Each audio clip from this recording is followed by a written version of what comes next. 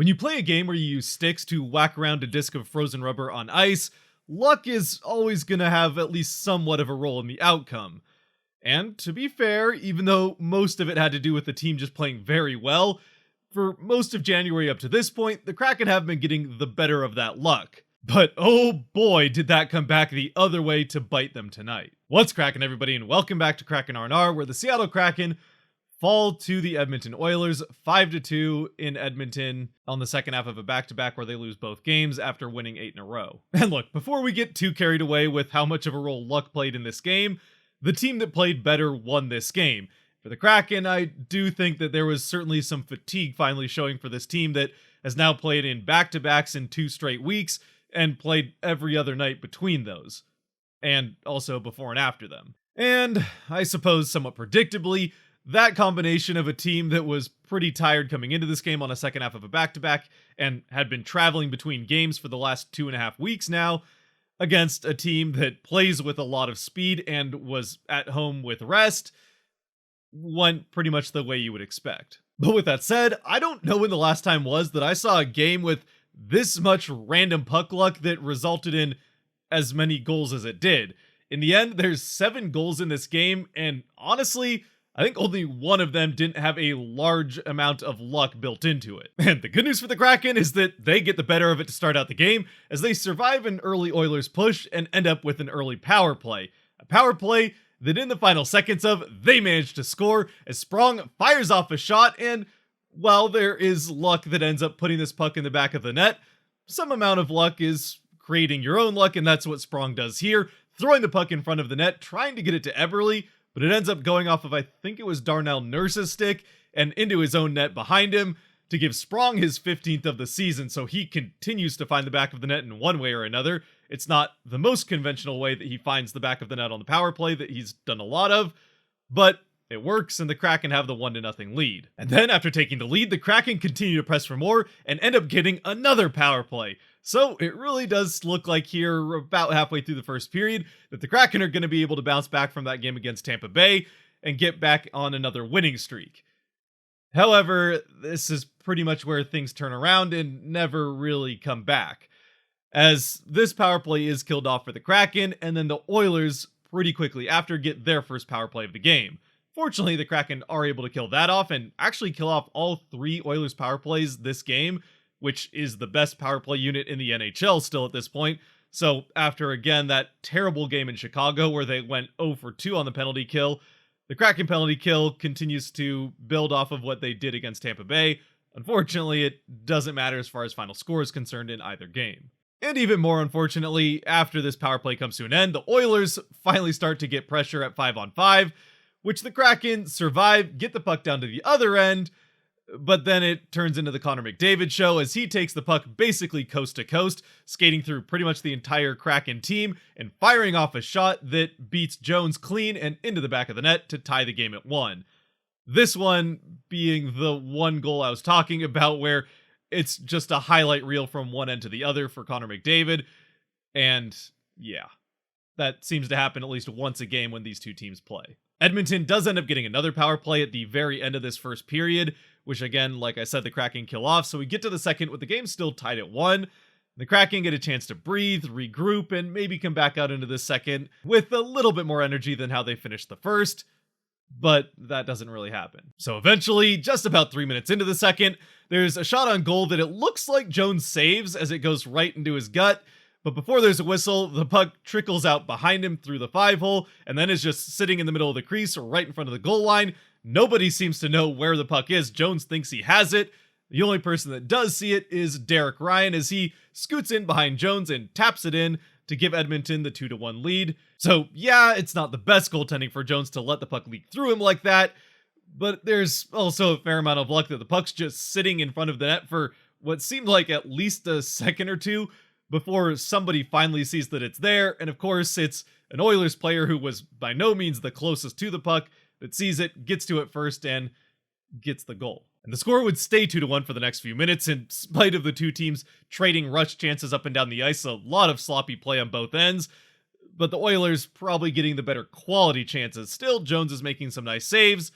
right up until there's more chaos in front of the Kraken net, guys falling over each other, and eventually the puck just ends up right out in front of Vogel, who's sitting on his butt in front of the goal. He looks at it, looks at the goal, whacks at it, and it goes over Jones, who's laid out on his stomach prone and into the back of the net to give the Oilers the 3-1 lead.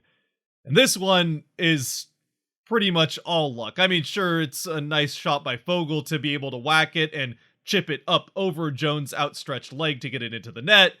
But other than that, the puck pretty much lands out in front of him while he's sitting on his butt in front of the net, while nobody else is there to try and whack it away from him. Based on his reaction, which was somewhat similar to Ryan's before him, which was just kind of a coy smile, I think he knew that this one was a somewhat fortunate goal, that he's not going to get too many more like those throughout the rest of his career. So we go to the third period with the Kraken needing to get one pretty early on here to try to get back in this game. And fortunately, they're able to do just that, as just seconds into this third period, it's Dunn skating into the offensive end, gets a nice pass from Wennberg, setting him up for the open shot. He fires it off, and it does go right to the back of Campbell's glove, but somehow pops out of his glove and into the back of the net behind him to give the Kraken their second goal of the game and get them to within one. For Dunn, it also gives him an 8-game point streak, which sets a new franchise record for the Kraken, not just as a defenseman, but any player. So just like Sprong, and maybe even more so, Dunn remains hot and gets a little bit of that puck luck that players tend to get when they're on a heater like Dunn is right now. But then, almost exactly a minute later, probably the luckiest goal of all in this game ends up happening back at the Kraken end of the ice. As the puck is going between players in the offensive end, Tolvanen goes to try to make what would normally be a good play and poke the puck away from Hyman, who has it in the middle of the Kraken end trying to find someone to pass to. But Tolvanen's poke check of that puck pokes it off of Hyman's stick and kind of just wedges it in a way that it goes straight through everybody and into the corner of the net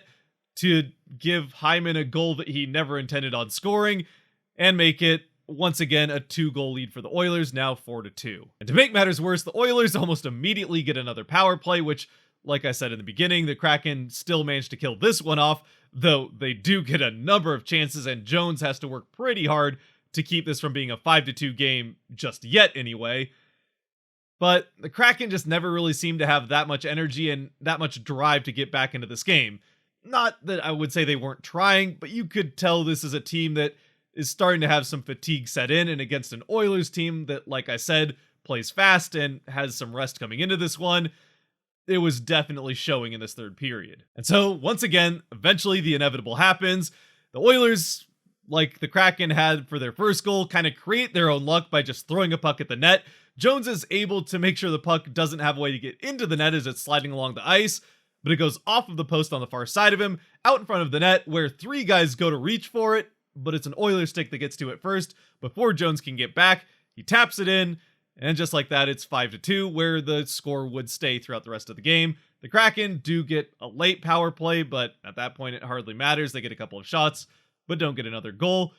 and we do finish this one 5-2. In the end then with this game, it is one where both teams had some luck scoring goals, but one team had quite a bit more of it than the other. That, of course, being the Oilers.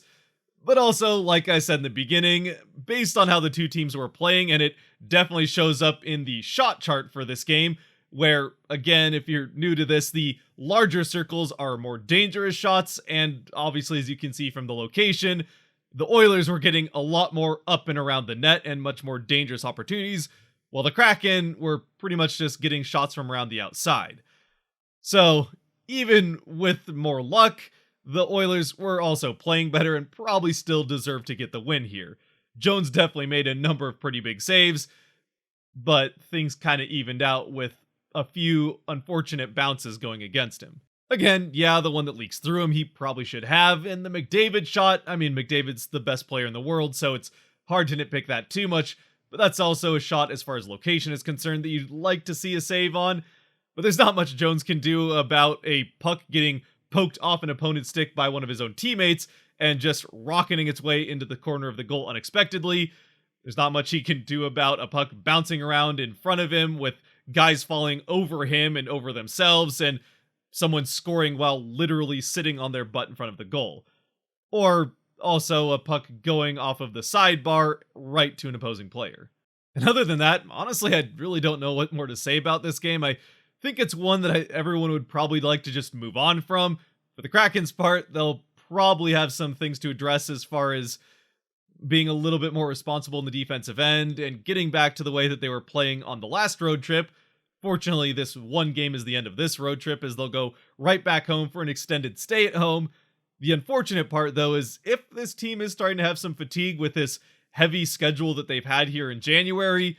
it's not going to get any easier as far as pace of play is concerned, as they come up against the New Jersey Devils here, a team that has had a pretty similar bounce back season that the Kraken had from last year, where both teams picked in the top 4 of this last draft. And like the Kraken, the Devils have been playing much, much better on the road and are coming into this game having won 7 straight on the road. Meanwhile, the Kraken are trying to figure out how to bring some of that consistency back home. And as far as the pace of play that I was talking about, the Devils, like the Oilers, play a very fast, high action, high event style of game. So the Kraken are definitely going to have to try to get their legs back under them in order to deal with that, especially in the defensive end, and then get their chances going back the other way. And then, of course, just a couple nights later, the Kraken get the defending champs in the Colorado Avalanche, which, while it's been a pretty rocky last couple of months for the Avalanche, and their record has suffered because of it, with McKinnon back now, this is a team that looks like they're ready to start working their way up the standings, as they've just been blowing out teams here over the last week or so. Though, I suppose we can wait to worry about that in the future. As for now, Kraken 3 stars in this game. Honestly, the Kraken really didn't play this game all that well. Jones had some nice saves, but also had a couple of moments that could have been better, so it's hard to really say he would get one. And, I mean, Alex Wenberg played a decent game, so I guess I'd give him a star, probably the second star, and that's because I'll give the first star to Vince Dunn,